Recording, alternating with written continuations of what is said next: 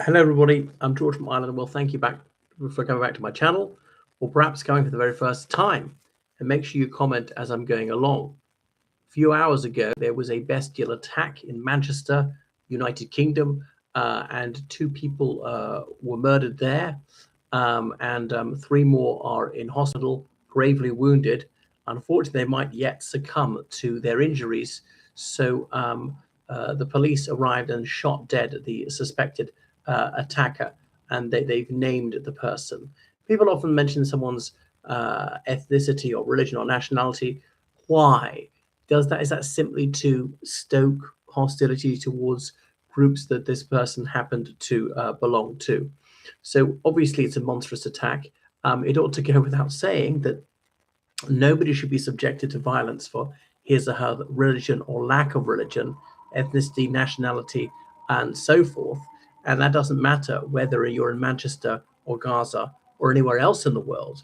So, uh, so far as I know, completely innocent people have been murdered, unarmed people, and that is revolting. It's revolting whether it happens in Manchester or happens in Gaza.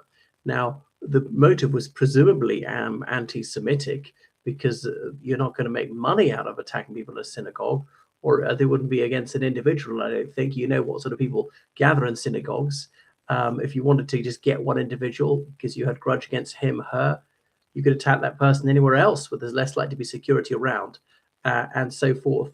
Wow, well, terrible. So there's mourning the loss there. I wish that similar bestial attacks on the civilian population in Gaza were reported with such prominence. Remember, the late Robert Fisk said there was an exchange rate, that one Israeli life was worth 100 Palestinian lives or whatever, in terms of the airtime it got on certain media networks, certainly in the United States.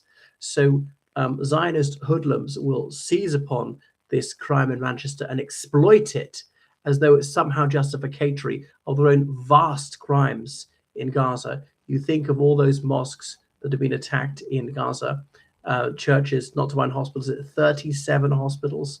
Wow, wow. Saying, oh, they're human shields. Well, Gaza is one of the most densely populated places in the world because Israel has made it so, because they've stolen most Palestinian land and driven them in there.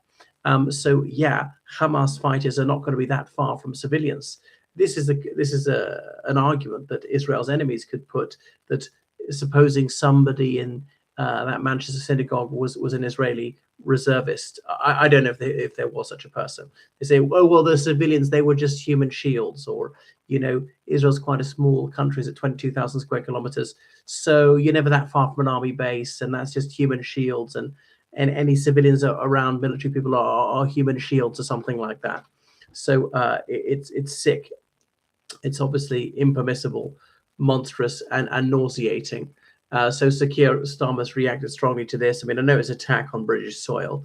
He doesn't react so strongly to crimes in Gaza that he was allowing weapons to be used for those crimes. And indeed, David Lammy, evil bastard.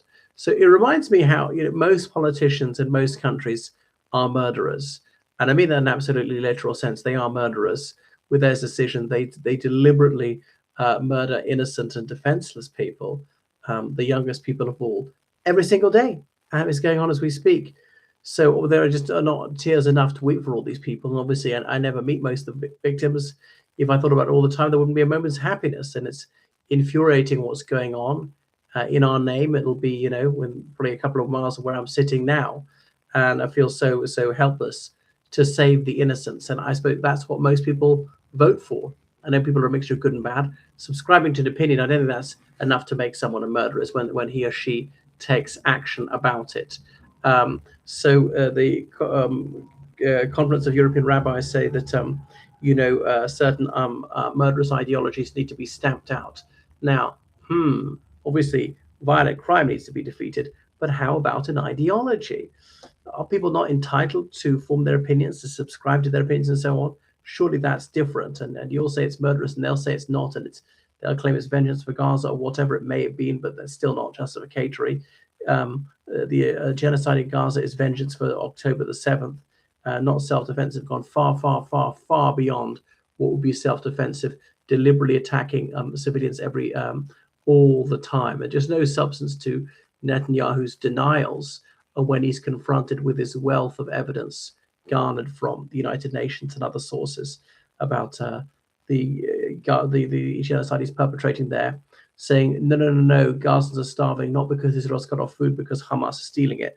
I don't know if there's much evidence of Hamas stealing food, but obviously Hamas need to eat as well. Thing is, how could they not be starving? I mean, Gaza's got no agriculture. Virtually all the food came from Israel, through Israel, or through Egypt. And of course, I blame the Egyptian regime as well, which has got a cozy relationship with Israel, for not allowing even more food aid. I mean, there's only so much you can do with one border crossing. So it's heartbreaking. It's just horrific, the scenes that are going on there. Reminds me how lucky I am to live in peace and safety. And it makes me reiterate, peace now. Free the hostages, the thousands of Palestinians who Israel, who are deliberately malnourished by the Israeli prison service, as well as the Israelis who are held hostage in Gaza. Now, I know that Israel alleged that some of the women who were kidnapped on 7th of October were raped. That might be true. I don't know if it's true or not. There's certainly cases where IDF soldiers have done that to Palestinian women, and at least one case, a Palestinian man. I'm not saying that most Israeli soldiers have done this. Absolutely not. Might be a small minority, but so far as I know, they've never been brought to justice. And didn't Sakir Starmer even fly home to deal with this situation? I mean, the attack was over. Okay, there are hundreds of murders a year in the United Kingdom. If you did this every time there's a murder, you'd never be able to do anything. But I suppose because it's a terrorist thing, that's different, because it's not just an attack on that individual. It's not just hating this man or that woman. It's the whole community. This because of their religion, because of their nationality, their color or whatever, their social class, their political party. So that's why terrorism is a threat to a broader number of people, not just a handful of individuals.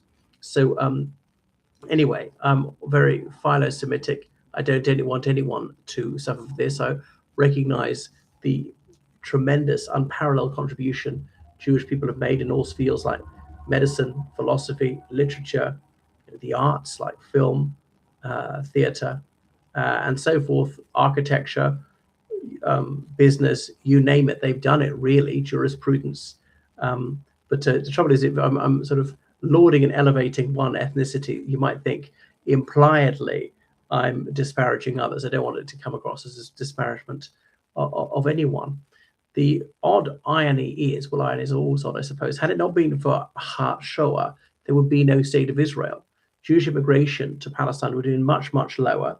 There wouldn't be this need to feel we have a safe haven. And that's it. So through inadvertence, Adolf Hitler created the state of Israel. I know Zionism was around from Theodor Herzl from, was it 1896, but I just don't think it would have acquired critical mass in that sense. I mean, obviously the National Socialists didn't directly create it, but as I was saying, is accidentally. Wow, maybe we're just too het up about which religion and nationality and race and color we belong to, and can't we just recognize people as humans and show some compassion for them? It's terrible, but those to whom evil is done is evil in return. Some people are so enraged by the cruelty, the barbarity, the endless bloodlust, the unspeakable crimes committed by the IDF in Gaza. They think all these court rulings, all these resolutions of condemnation from the United Nations, sanctions, it all has no effect.